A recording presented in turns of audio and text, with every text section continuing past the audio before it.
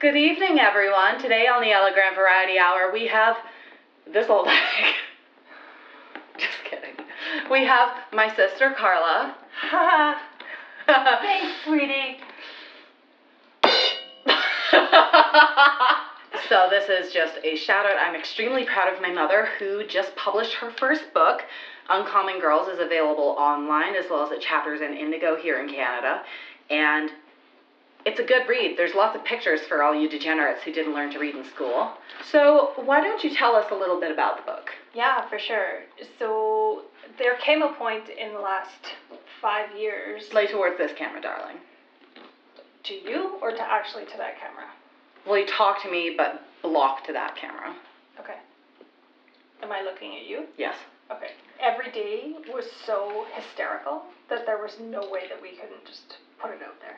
My life really was, or has been, a soap opera for quite some time. Even like the last couple of months have just been on crack, to say the least. Do you agree that they've been on crack? Pretty much. They've been on crack? Yeah. Yeah.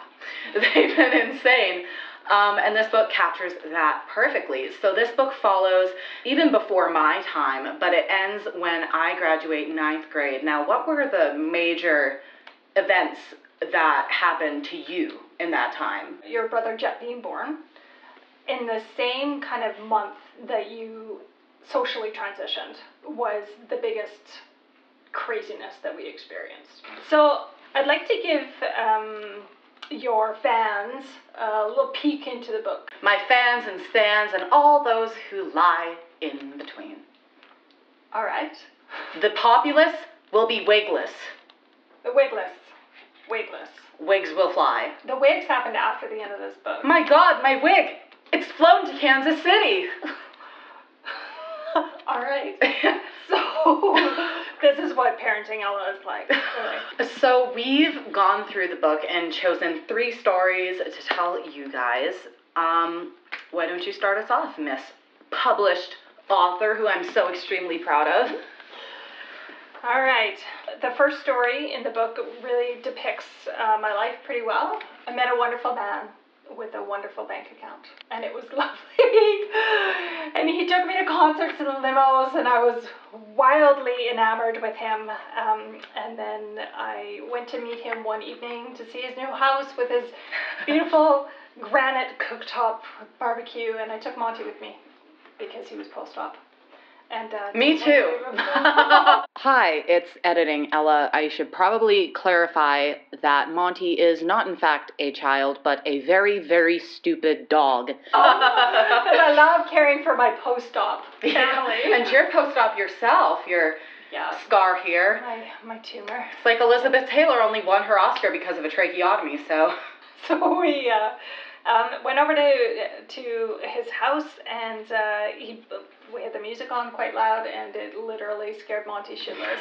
And he shit on the new silk white shag area rug, which we discovered when the love of my life stepped in it with his bare feet and slipped across the carpet, and I spent the rest of the night in my wench outfit cleaning shit off the floor. We could have been rich, and now I just pretend to be rich online. And I think really that's an analogy for our life, that really if you can't handle shit, you're not going to be okay with the Grants. And nothing is ever as it seems in the world of Betty Sue and Carla Grant. Ever as it seems. Speaking of Betty Sue. Let's talk about Betty Sue. Okay, so let me start. Okay, so let me go first and then see just how different your recollection is from mine. So when I first came out, I don't want to say an obsession with the girl things, but I really bounced back from the extreme boy that I'd been squished into, and I went full force, not girl, but I went full force adult human woman. But that was really the birth of my 50s aesthetic. I've talked about this in videos before. But Betty Sue wasn't just an aesthetic. Betty Sue was an entire persona. 50s trophy wife hooker. Think like Anna Nicole Smith playing a trophy wife in a movie. Ella went to bed, the child that I knew, and woke up the next day a cross between a hooker and a Hitchcock leading lady. Really. It was insane. And the 2 months that followed that before Ella started grade 8 were trying to tone down Betty Sue. Don't expect a man to pick up your fork when you drop it at the table. Listen here. And if you're going to come to a table with brownies, you either need to bring 2 brownies or 2 forks. Says who? Says every woman. Have you ever met a woman who's willing to share a brownie? I totally don't, and I like you. Look at me, this isn't all padding, this is carbs. We're both uncommon girls, I would say. Yes. Definitely. April 13th, 2014. This is a text conversation between your father and I. I'm at Payless Shoes. Do you know who I'm with? For what? She does not need more shoes. I don't know. Sale. Bigger problem is the 17-year-old hitting on her. That guy is creepy jeepy and Ella knows that. I don't think she's getting the message. Who is this? I called him Chase, but I think his name was, what was his name? Storm. Oh yeah. I don't know. Abs. I don't know if Storm is male or female, straight or gay or anything in between. From all Facebook and gossip tales, though, Chase was anything but asexual. I liked attention. I didn't like the risk. Teenage problem with a typical twist. He was cute. Yeah. He was the only trans guy I've ever known that I would consider dating. That's fair. Watch me get called transphobic for that. Yeah, that's against the Hays Code.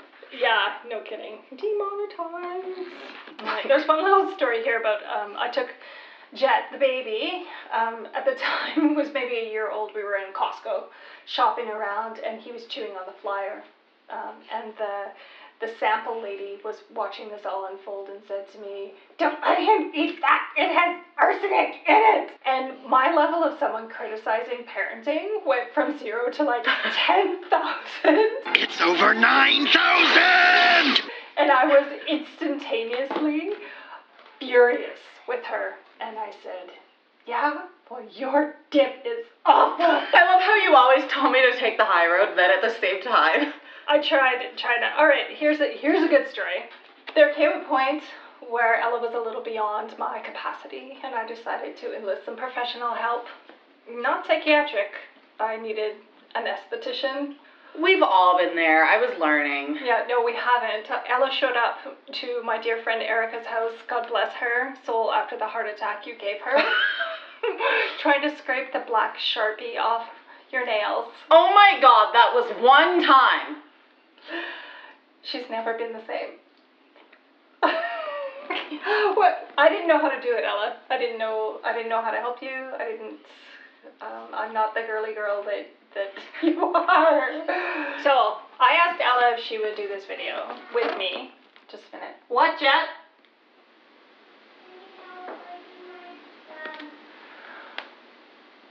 What does he want? I have to go wipe his bum.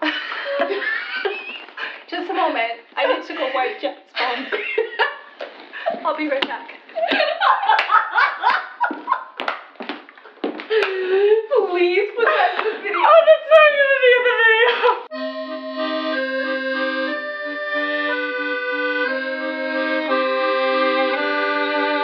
So, and now we return to our regularly scheduled programming. Hi. Sorry about that. That's my life. Cleaning up shit. All the time. Yeah.